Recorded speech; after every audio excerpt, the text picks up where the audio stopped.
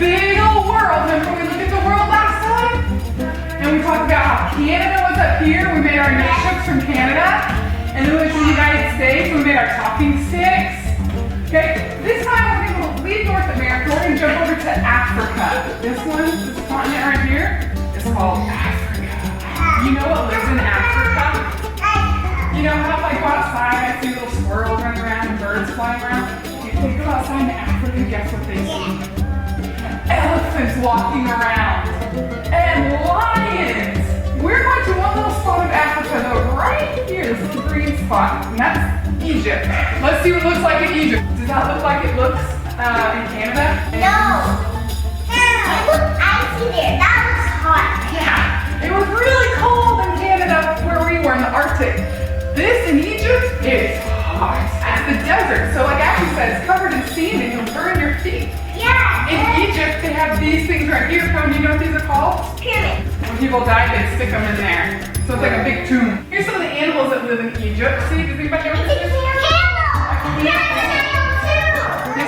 This is a Nile crocodile. What do you notice about the colors of these animals? They're all the same color. They're like sand color. Yeah, they're sand colors. They blend in with the sand. Remember when we did Canada, we did the Arctic? What color were those animals? White. They were all white. The animals, they match where they live, okay? So they're all kind of brown, sandy color because they live in the sand. The people in the Arctic lived in the igloos. Do you remember that? They have ice. And then the Native Americans, do you remember what they lived in? The Native Americans, yeah, they lived in those huge teepees. Well, this is what the Egyptians used to live in. These are their houses, and guess what it's made of? Sand. It's made of mud. So they mix it with some water, and they make some mud houses, and they live in mud houses. In Egypt, they also, when people died, they didn't just bury them. Remember I said they put them into those Pyramids. Okay, but before they put them in those pyramids, what they had to do was they had to turn them into mummies. So they mummify them. So what we're going to do today, we're going to do two different things. The first thing that we're going to do is we're going to learn how to mummify something.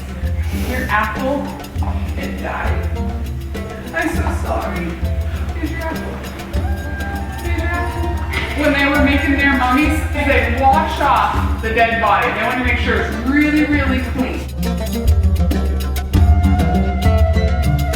Next thing they would do is they would get all of his brains out. So once you use your toothpick and everybody take the brain out. Pull the brain out with your toothpick. There you go. Good job, Cohen. Pull the brain out. Good job, Keaton. All right. Pull the kidneys out. Pull the liver out. The next thing they would do is they'd soak the body in what they call natron. Okay? And what that did was it sucked all the moisture out of the body. So all the water that was in their body, it sucked it out and make them really hard.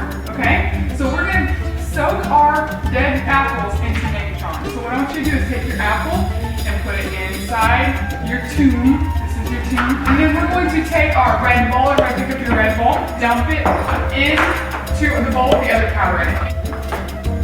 I want you to take your natron and I want you to dump it on top of your dead apple. Dump it on top of your dead apple. Take your lid and put it on top of your tube and seal that dead apple in there. And then shake it. Make sure that natron covers your apple. Good job. Okay, so what the Egyptians would do is they would leave the body sitting in this natron for 40 days.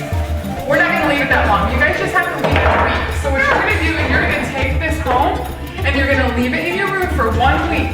And then next Fun Friday, bring it back and we're going to open them up and see what our mummies look like, okay? When we're writing, we write with letters like this, don't we?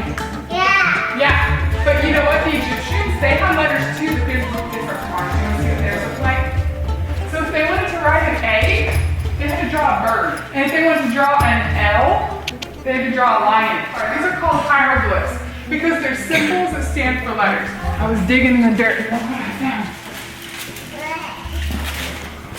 It's necklaces with hieroglyphs on them. Where's mine? I don't know. Where's mine? I don't know where it is. So here's what we're gonna do. Here's what we're gonna do, okay? We're gonna have to figure out which one belongs to which person. So to do that, we need to spell our name with hieroglyphs, okay? I'm gonna spell out your name for you. What you're gonna do is you're gonna reach over here, you can reach it, and you're gonna grab the letter and on top. So for instance, Hayden's name starts with a C. So he's gonna look and find the C, and then he's gonna put it on top of that C. Then A. Can you match that one? Hayden, find your C. Find this one. Here's my letter. Can you find an A? What is that? What else would I, Mommy? Color. Where's your Ashton. E? Good job, Hayden. Where's your N? A T. Good job. A-S-H, you need a T. Cohen and Hayden's will start with the K. Now look at that and see if that matches yours. Look at the rest. Yep, that's mine. Okay, so look at the next picture now. See if it matches. Alright, let's look at these. Who starts with a bird? Who has a bird? No, you have a cup. You have a cup. Ashton has a bird. See if that one matches yours, Ashton. Hayden, look here. Which ones did yours start? Good Did yours job. start with Look a at your next cup one. Does the next one match? Or a cane? What's the next one? A cane. So which one's yours, Hayden? Does that match? Good job. What about Look at Declan's. Does that one match Declan's? the match? Look at that. Does that match? Yeah. Okay, look here. Does this one match yours? Yeah! Jackie, does that match yours? Yeah! That's how the Egyptians a long time ago, that's how they would write your name.